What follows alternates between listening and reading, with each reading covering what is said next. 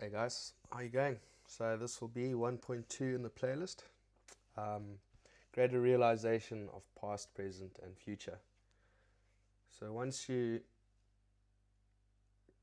realized that mind is representation,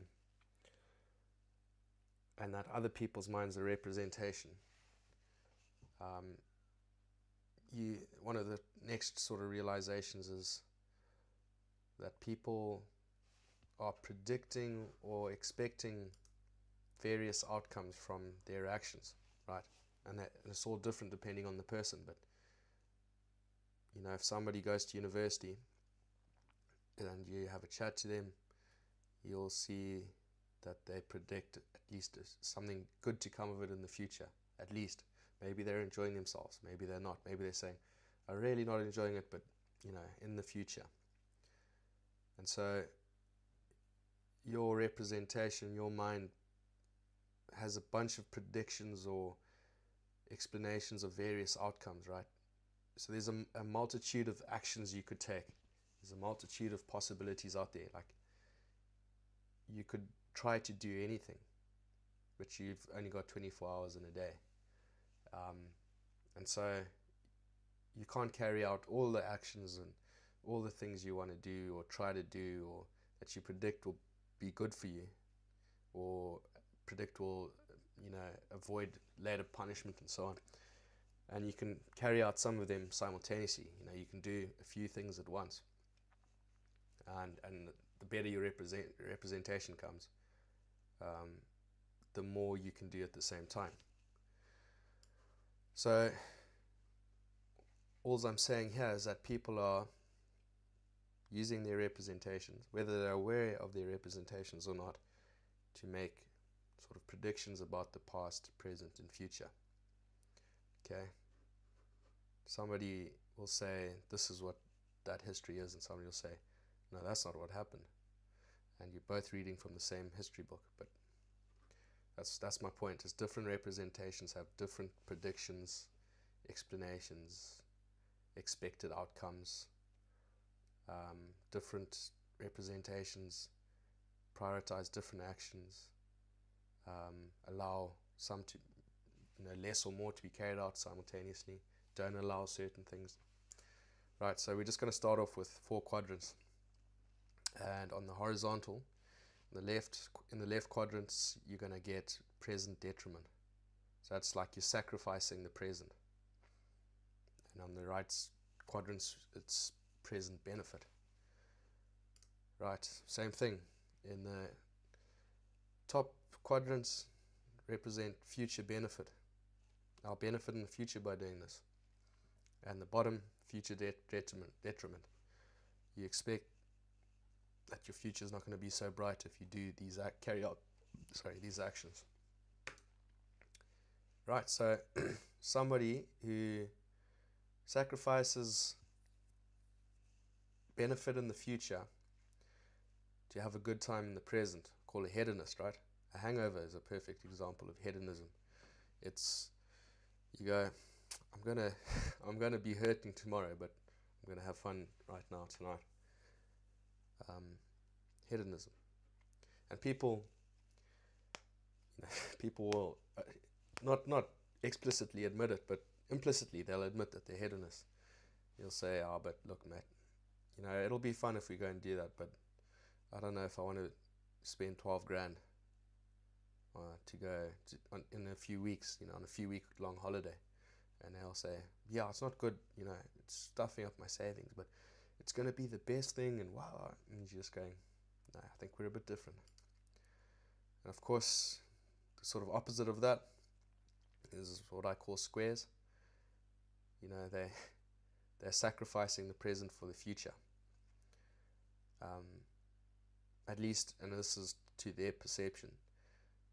I'll talk about the perceptions and the realities later on, but a square is somebody who will openly admit implicitly that they're really not enjoying themselves, but boy, do I expect to do well in the future. I'll have 3 houses and blah blah blah, and this job sucks and I hate my boss, but 3 houses in the future. And then a nihilist is just somebody who just given up, you know. Do you want to come watch the rugby at the ground tonight? And they just sort of go, sport is pointless. What are they even doing? Why do we care who wins? Blah. So they just perceive that whatever they do in the present hurts them, and whatever they do in the future hurts them. That's nihilism. It's just like meaninglessness. And of course, like Jordan Peterson says, when your life is meaningless, it doesn't mean it's just neutral, in some neutral. It means that it's characterized by suffering. So meaningless is, you know, actually a terrible word. And then this is what we're aiming for, is to be an integrated fella. You're aiming to be in the top right quadrant, where you perceive, well, you're doing something that's benefiting you right now. So you're enjoying life now, and it's going to benefit you and make you enjoy life in the future. That's the aim. That's what we're all trying to do. Why would you be a nihilist? Sure, it would be better to go from a nihilist to a square, or from a nihilist to a hedonist. But why would you be a square or a hedonist when you could be integrated? You want to be an integrated fella. Now this now brings in that question of representation or reality. So, and then this brings in what we'll talk about next, which is feeling or subjectivity or objectivity, and the contrast. And so, yeah, I think it's going, like, we're getting through this pretty quick, but I think, yeah. Comment below if you want me to stick in a story, or if you're getting it and you want me to keep going quick, because I think this will be like a 5-minute video. Like, I've done the long video, now I just want to, without repeating myself, just. But anyway, right, so say you feel that what you're doing is you're enjoying it in the present, and that you think, you know, and the future is bright and it's going to be good for me. What I'm doing right now is good for me, and this might not just be one action, right? Because, you know, generally we're trying to get as much done at you know, in the same breath. So it's sure, you can look at it for specifics, but say your general approach to life, everything you do from wake up to go to bed, do you feel that you are an integrated person? Then of course the question that appears is that just your representation fooling you? So is it not real, it's just spiritual? Or is that actually reality and you are an integrated chap? That's the question that pops up, and that's what we'll be talking about next. So let me know in the comments if you're enjoying this quick getting through it, or if you'd like more stories. And I'll do a few like this, and if need be I can always reshoot them and chuck in the stories. But I'll just, you know, I'll do, what have I done? I've done 2, I might do another 2, do 4. And if I get no comments, which is quite likely, just keep going.